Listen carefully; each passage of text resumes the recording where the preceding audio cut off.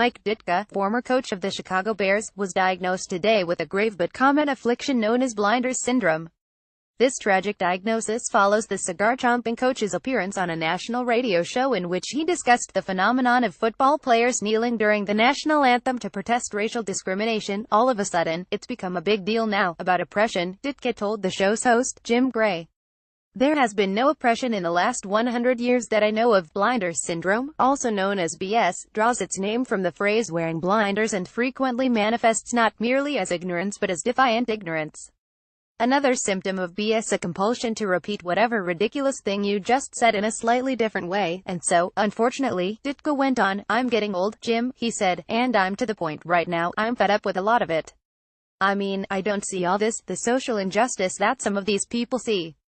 I don't. I know my dad worked in a steel mill and he brought home a paycheck and we ate dinner every night together. We didn't have anything, but we didn't need anything because we had a family. That was a good time in America.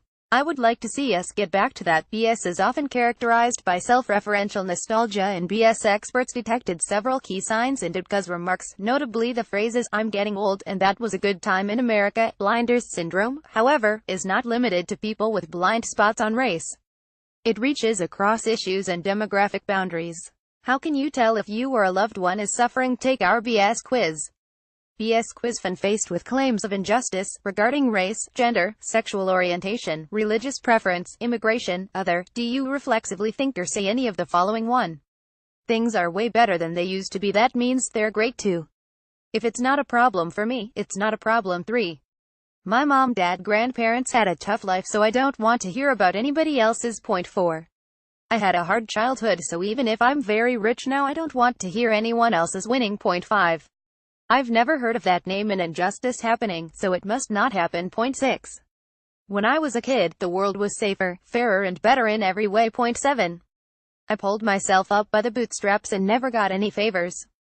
Why can't everybody else? If you checked one or more of the above, you may have BS. Blinder syndrome is often revealed during discussions of gender relations.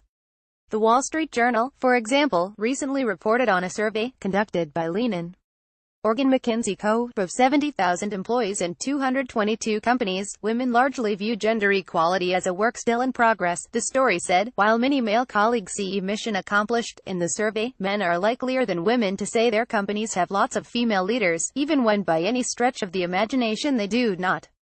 Men are also more inclined to say that gender diversity isn't a priority for them. Classic BS. A recent Pew Research poll offered another view of gender-related blinders syndrome.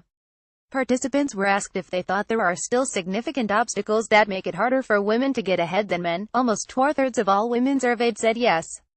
70% of Republican men said no. As the report said, the gender gap on this question is among the widest seen across the political values measured in this survey. Somebody's wearing blinders.